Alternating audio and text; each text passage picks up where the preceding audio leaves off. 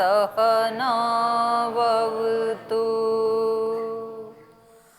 सहनौ भुनक्तु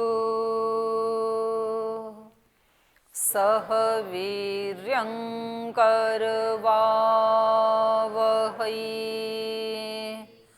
तेजस्विनावधीतमस्तु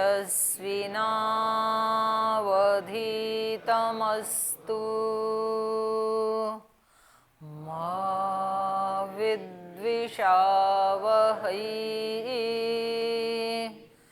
ॐ व्रतानां व्रतपते व्रतं चरिष्यामि तच्छकेयं तन्मे राध्यताम्। इदमहमनृतात्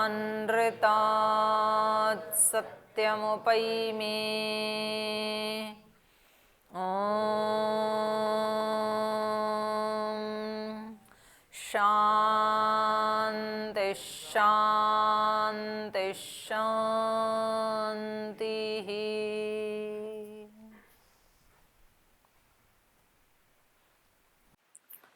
पिछली कक्षा में क्योंकि आप में से कुछ भाई बहन नहीं आ पाए थे, तो हमने पिछली कक्षा में ये पढ़ा था कि भगीरथ की तपस्या पूर्ण होने पर उसको वरदान देने के लिए जैसे ब्रह्मा जी आए तो उन्होंने गंगा को आने का वरदान तो दे दिया, लेकिन गंगा यदि सीधी ही आकाश से या स्वर्ग से धरती पे आती तो धरती उसके वेग को सह नहीं पाती। तो ब्रह्मा ने कहा कि आप इसके लिए पहले शिव को निमित्त बना लें। तो पहले वो शिव की जटाओं पे अवतरित हो, उसके बाद वो पृथ्वी पे सबको पावन करे, पुनीत करे। तो इस तरह से गंगा पृथ्वी पे आई और जब शिव की जटाओं से वो नीचे उतरी तो उसके 7 धाराएं बनी। 3 पूर्व को गई, 3 पश्चिम को गई, 1 भगीरथ के पीछे पीछे गई। तो इस सारे आख्यान का जो आध्यात्मिक वर्णन है, गंगा का मतलब है पवित्र करने वाली शक्ति, जिसको हमारे आध्यात्मिक साहित्य में या आर्ष साहित्य में सरस्वती माता, सरस्वती शक्ति कहा जाता है। भगवान की अनंत शक्तियां हैं, उनमें से 4 शक्तियां मुख्य हैं, महालक्ष्मी, महादुर्गा, महाकाली, महासरस्वती। ये 4 महान शक्तियां हैं भगवान की। महासरस्वती का मतलब है जो सबको अपने ज्ञान से उद्धार करती है, और महालक्ष्मी का मतलब है समस्त प्रकार का ऐश्वर्य जिसके पास, जिसके सानिध्य से मिलता है। महाकाली जो दुष्टों को दंड देने वाली है, लेकिन है वो भी माँ। तो ऐसा नहीं है कि उसके अंदर मातृत्व नहीं है, उसके अंदर भी करुणा है, कृपा है, लेकिन वो दुष्टता को कभी माफ नहीं करती है। और एक महादुर्गा, जब कहीं असुर आदि से संहार करना हो तो जो असुर किसी से भी नहीं मारे जाते हैं, तो एक भगवान की ऐसी शक्ति है, उससे वो नहीं बच पाते हैं फिर। तो यहाँ पर जो गंगा की बात कही है, ये भगवान की महासरस्वती शक्ति के बारे में वर्णन है। साधक जब ज्ञान के लिए उपासना करता है, आराधना करता है, तो वो जो भागवत ज्ञान है तो उसका एक क्रम बना दिया, क्योंकि ये व्यक्ति अभी अज्ञानी है और इसको एकदम से उतना अनुभव नहीं है। मैं जैसे कोई बालक गुरु के पास आया है तो वो तो अभी बहुत अल्पज्ञ है, तो उसके अंदर सीधा शाश्वत ज्ञान ना उतर के बल्कि पहले गुरु को निमित्त बना दिया। शिव का मतलब है कल्याणकारी, कल्याणकारी मतलब गुरु, गुरु हमारे कल्याण करने वाले होते हैं। तो पहले भगवान अपना ज्ञान माता पिता और गुरुजनों को दे देते हैं, और माता पिता गुरुजनों के माध्यम से फिर वो हमारे अंदर अवतरित होता है एक समय के ऊपर। सीधा का सीधा ऐसी व्यवस्था नहीं है। और फिर गंगा को भी थोड़ा अहंकार हो गया, उसने कहा कि मैं शिव के इस पे जटाओं पे जाऊंगी तो ये कैसे मेरे को, मेरे प्रवाह को सहन कर पाएंगे, ये कहीं पाताल में ना चले जाएं। तो इसलिए उसके गर्व को खंडित करने के लिए शिव जी ने 1 वर्ष तक उसको अपनी जटाओं में ही रखा, बाहर आने ही नहीं दिया गंगा को। तो कभी दैवी शक्तियों को भी ऐसे अहंकार हो जाता है, जैसे उपनिषदों में हमने उमा के बारे में पढ़ा, उससे पहले 5 भूतों के बारे में पढ़ा। 5 भूतों में बहुत शक्ति है, लेकिन उनके मन में अहंकार आ गया था। तो उनका अहंकार चूर करने के लिए भगवान ने उमा का रूप धारण किया, ब्रह्मा ने। वो ब्रह्म ही था, उमा क्या थी? ब्रह्म ही था। तो दैवी शक्तियों में भी कभी लगता है ये मनुष्य तो ऐसे ही है, कहाँ हम देवता, कहाँ ये मनुष्य। तो फिर मनुष्य के रूप में ही ऐसे अवतारी पुरुष, महापुरुष पैदा होते हैं जो उन भागवत शक्तियों को भी पराजित कर देते हैं, दैवी शक्तियों को भी पराजित कर देते हैं।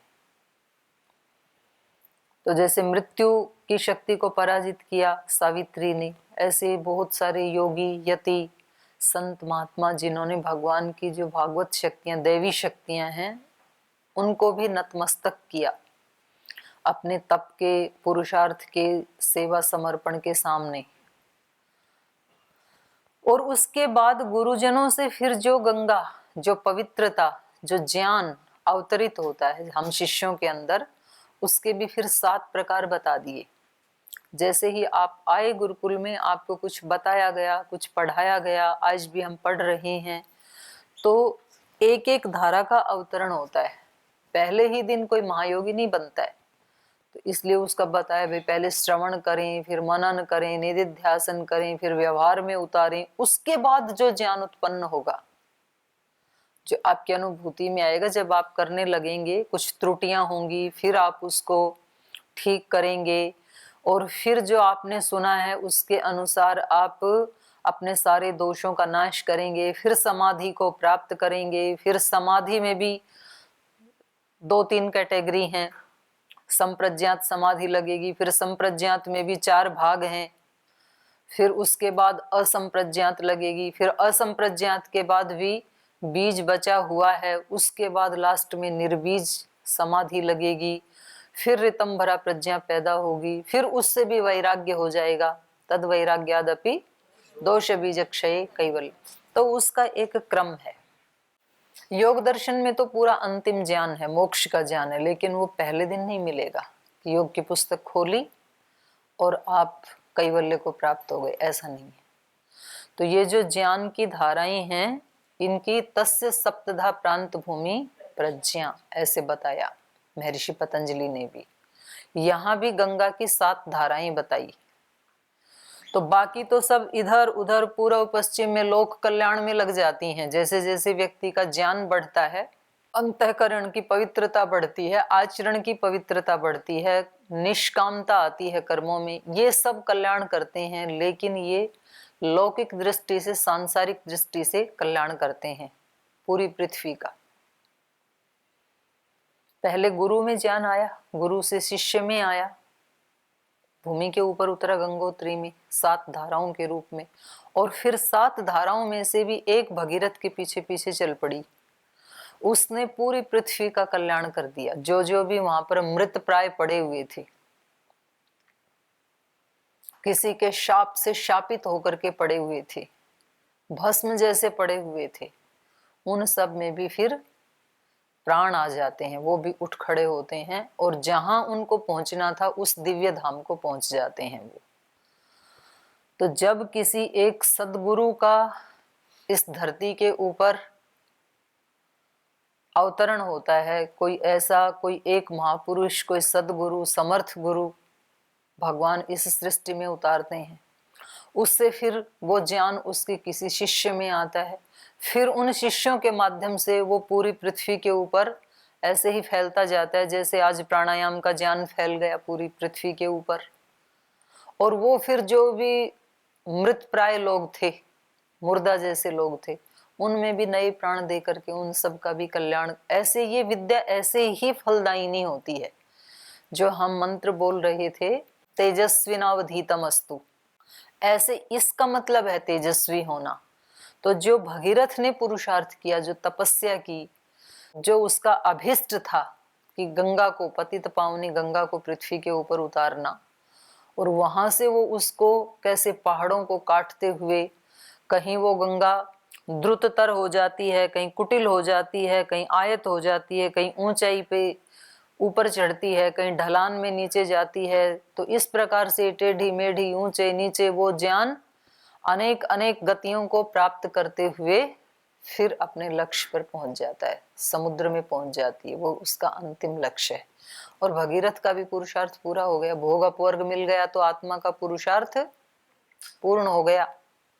क्योंकि भोग अपवर्गार्थम दृश्यम, ये जो शरीर हमें मिला है ये उसके लिए ही मिला, दो ही चीजों के लिए मिला है। पीछे वाले को भोग करके नष्ट कर दें, जो कर्म अपना फल देने के लिए विपाक को प्राप्त हो गई, जन्म के साथ ही जो लिखा गया हमारे खाते में कि ये फल मिलना है, उसको हम हंसते हुए भुगत करके उसको खत्म कर दें, उससे छुटकारा पा लें। और आगे के विपाक को प्राप्त ना हो, जो बीज रूप में पड़ा है कर्माशय सारा, उसको दग्ध बीज कर दें, तो बस पुरुषार्थ खत्म फिर। तो ये यहाँ पर हम पढ़ रहे थे। तो ये गंगा इस तरह से आगे बढ़ी और उसको देखने के लिए आकाश में जो देव ऋषि गंधर्व यक्ष सिद्धगण हैं वो भी उसको अपने अपने विमानों पर चढ़ करके नीचे देख रहे हैं। तो जब कोई ऐसा योगी, कोई ऐसा यति, कोई ऐसा सती इस प्रकार के ज्ञान का विस्तार करता है तो इस ब्रह्मांड की दैवी शक्तियां भी उसका दर्शन करने के लिए लालायित रहती हैं। संसार के लोग तो रहते ही हैं उसका दर्शन करने के लिए, इस ब्रह्मांड की जो अदृष्ट शक्तियां हैं वो भी उसको आकाश से देखने के लिए लालायित रहती हैं। तो ये 17-18 नंबर श्लोक में बताया, ततो देवर्षि गंधर्वा यक्ष सिद्ध गणा तथा व्यलोकयंत ते तत्र गगनाथ गाम गताम तदा, उसको देख रहे हैं, बड़े आश्चर्यचकित हो रहे हैं। और एक बात यहाँ और बताई थी 16 नंबर श्लोक में कि उस गंगा के साथ साथ और भी कई शक्तियां पृथ्वी के ऊपर आई, मत्स्य कच्छप संघैश्च सिंसुमार गणैस्तथा, और भी कई प्राणी आए। तो जब कोई व्यक्ति योगी बनता है, सत्य ज्ञान को प्राप्त करता है, तो उसके साथ और भी बहुत सारी शक्तियां आती हैं। केवल मात्र एक ज्ञान की शक्ति नहीं होती, उस ज्ञान के साथ साथ उसके अंदर बल भी आता है, पराक्रम भी आता है, क्षमाशीलता भी आती है, सहनशीलता भी आती है, सेवा का भाव भी आता है, करुणा का भाव भी आता है, आह्लाद का भाव भी आता है, पवित्रता का भाव भी आता है, अनेक बल आते हैं और वो सब उसकी शोभा को बढ़ाने में उसके आभूषण जैसे बन जाते हैं फिर। तो इस प्रकार से जो गंगा आई तो इसने सारी पृथ्वी को आलोकित कर दिया अपने विविध रूपों से। और सब जो देवगण हैं, जो ऋषि हैं, गंधर्व हैं, जो सशरीर नहीं हैं, वो आकाश में झुंड बना करके उसका दर्शन कर रहे हैं। और जो सशरीर हैं, इस पृथ्वी के ऊपर हैं, वो उसको आया हुआ देख करके और उसके जल का स्पर्श करते हैं, आचमन करते हैं कि कितना पवित्र जल आ गया है। 26 नंबर श्लोक में बताया, तत्र ऋषिगण गंधर्वा वसुधातलवासिनः भगवान पतितम तोयम पवित्रम इति पस्पृशुः। इस धरती पर रहने वाले जो सामान्य मनुष्य और जो ऋषिगण, जो गंधर्वगण, उन्होंने भी देखा कि ये गंगा का जो जल है, जो भगीरथ के पीछे पीछे चल रहा है, ये भगवान पतितम तोयम, भगवान के चरणों से निकला हुआ, ब्रह्मा के चरणों से, शिव की जटाओं से, तो साक्षात भगवान के पास से आया हुआ ये जल है। पवित्रम इति, ये परम पवित्र जल है, इसलिए पस्पृशुहु, वो उसका आचमन कर रहे थे, उसको स्पर्श कर रहे थे, अपने मस्तक से लगा रहे थे।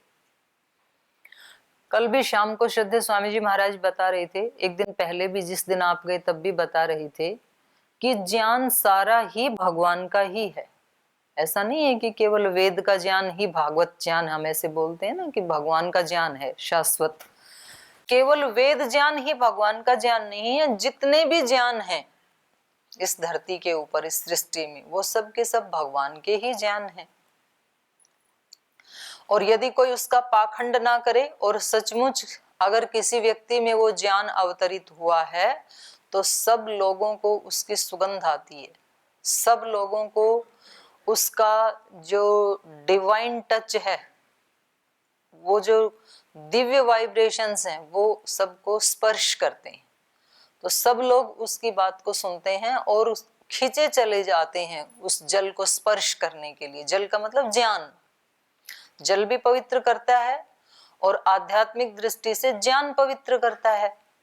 अदभिगात्राणि शुद्ध्यन्ति मन सत्तेन शुद्ध्यति, विद्या तपोभ्याम भूतात्मा बुद्धिर ज्ञानेन शुद्धति। तो बुद्धि की शुद्धि, अंतःकरण की शुद्धि किससे होती है? ज्ञान से। तो ज्ञान भी जल जैसा ही है आध्यात्मिक जीवन में। तो बाहर जैसे गंगा पवित्र करती है ऐसे ही आध्यात्मिक जीवन में जल पवित्र करता है। तो वो जल जो भगवान से अवतरित हुआ, वो ज्ञान जो अपनी अनुभूति से किसी ऋषि के अंदर अवतरित हुआ है, उसने कहीं पुस्तकों में इधर उधर से इकट्ठा करके भाषण नहीं दिया। उसने अपनी समाधि लगा करके, अपनी अनुभूति में ला करके लाखों करोड़ों लोगों के ऊपर उसका एक्सपेरिमेंट करके, उसका परीक्षण करके और फिर उसने दुनिया के सामने रखा है। तो उसको सब स्वीकार करते हैं और सब उसका आदर करते हैं और सब उसको अपनाते हैं। तो ये जो गंगा है ये भगीरथ के परम पुरुषार्थ से अवतरित हुई है। तो वो बिल्कुल ओरिजिनल है। ऐसा नहीं है कि वो कहीं उसने इधर उधर से पढ़ के और फिर ऐसे कह दिया, या कहीं से उधार मांग के ले आई, कहीं से पाइप लगा करके कोई दूसरा पानी ले आई। उसने अपने परम पुरुषार्थ से उस गंगा को अवतरित किया है। तो लोगों ने जब देखा, ऋषियों ने देखा कि भाई इनकी 3 पीढ़ियां गुजर गई ये तप करते करते और अब कहीं जाकर के इनको ये सिद्धि मिली है, तो सब लोग उसका सम्मान कर रहे हैं गंगा मैया का जब वो धरती पे उतरी। तो ऐसे ही किसी योगी के, किसी ऋषि के ज्ञान का भी सब लोग सम्मान करते हैं। तम द्रष्टुम जातम अभिसंयन्ति देवा, वो जो अभी अभी पैदा हुआ है उसको देखने के लिए देवता भी आते हैं और मनुष्य तो आते ही आते हैं, पर जन्म हो तो सही, कोई द्विज बने तो सही। और द्विज बनेगा वो तो बहुत आगे की बात है। जब कोई द्विज बनने की प्रक्रिया को शुरू करता है तो भी बहुत सुहाता है वो दूसरे लोगों को। जब कोई व्यक्ति सच्चाई से तप, पुरुषार्थ, साधना, अभ्यास, वैराग्य इसका थोड़ा थोड़ा भी आचरण करता है, विद्या का अभ्यास, व्रतों का अभ्यास, शुचिता का अभ्यास, ज्ञान का अभ्यास, वो व्यक्ति बहुत सुहाता है फिर दूसरों को। और सिद्धि मिले तब तो कहना ही क्या है, तब तो महर्षि दयानंद की तरह से और जितने भी हमारे योगी ऋषि संत महात्मा हुए उनकी तरह से तब तो वो दर्शनीय बन जाता है। तो ये हम पिछली कक्षा में पढ़ रहे थे। पिछली कक्षा में से किसी का कोई प्रश्न है तो पूछ सकते हैं पहले जी। ओम जी,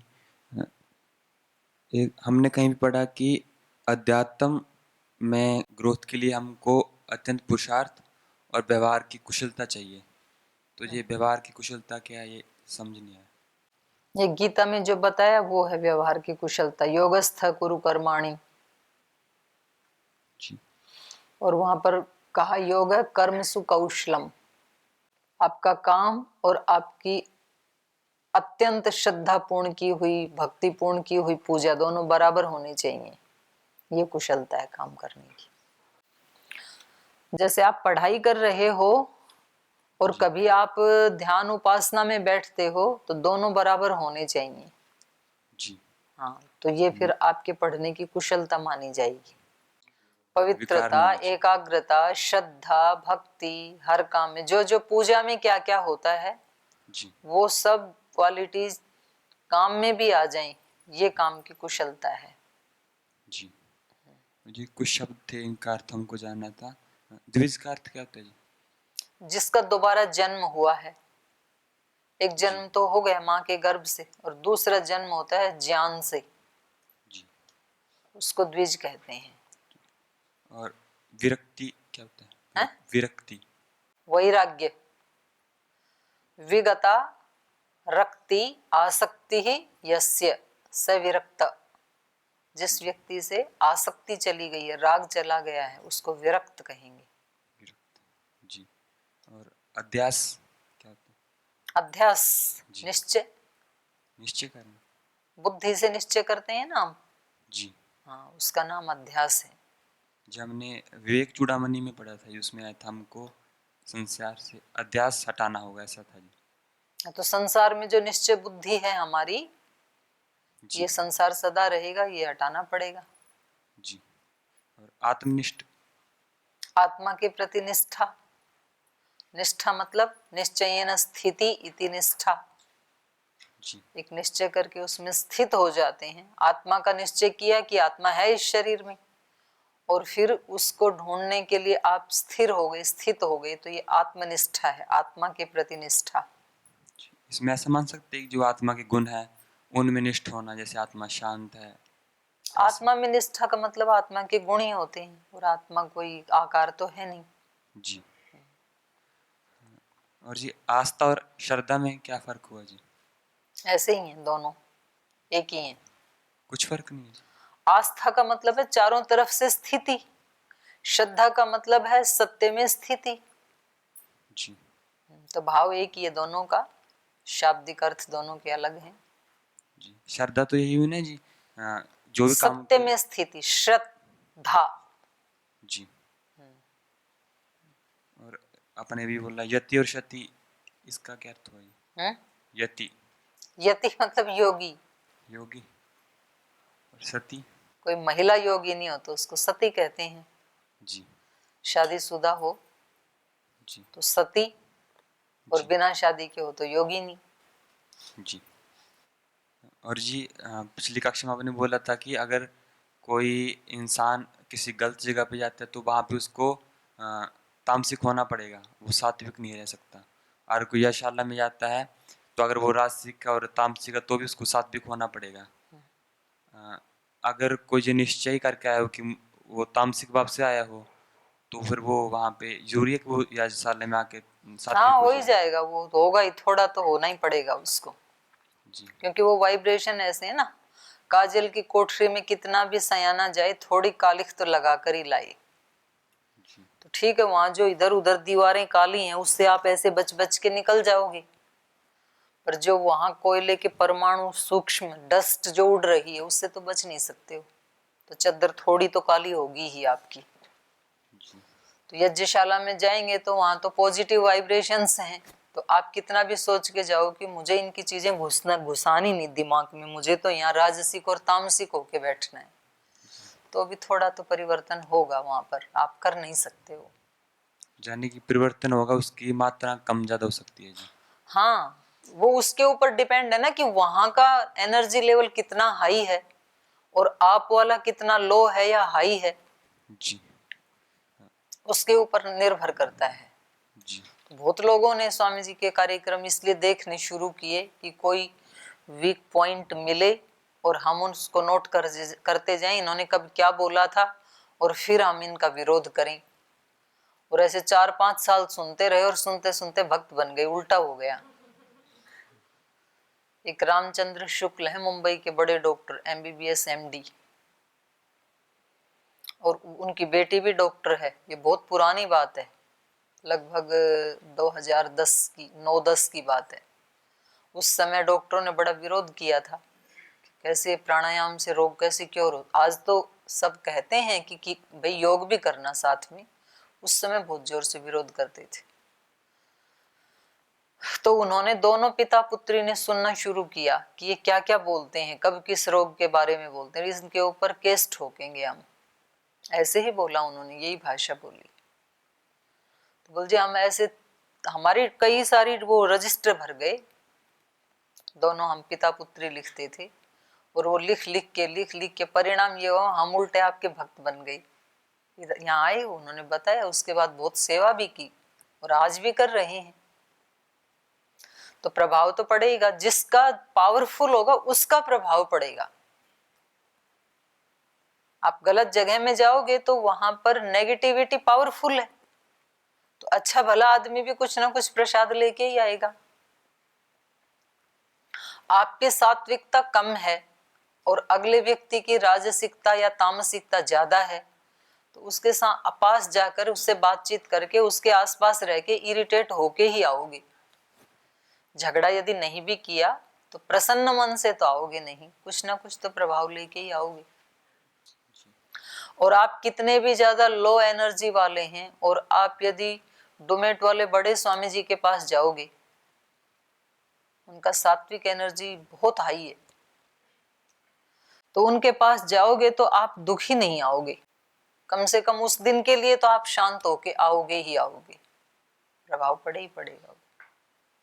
जैसे अगर कोई तामसिक जगह पे जाता है, अगर हमारी तरंगे मजबूत हो तो हम बच सकते हैं ऐसा? हाँ बच सकते हैं, बिल्कुल बच सकते हैं। आपकी मजबूत हैं तो आप पे कोई प्रभाव नहीं पड़ेगा। तब जी।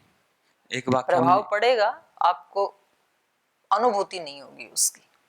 जी, एक वाक्य हमने पढ़ा था जी, वो बोलना था, हमको अच्छा लगा हमको वो, कि अगर आप भगवान के भक्त हैं तो अपना दुखी चेहरा लेकर बाहर मत आओ, इससे प्रभु का नाम बदनाम होता है।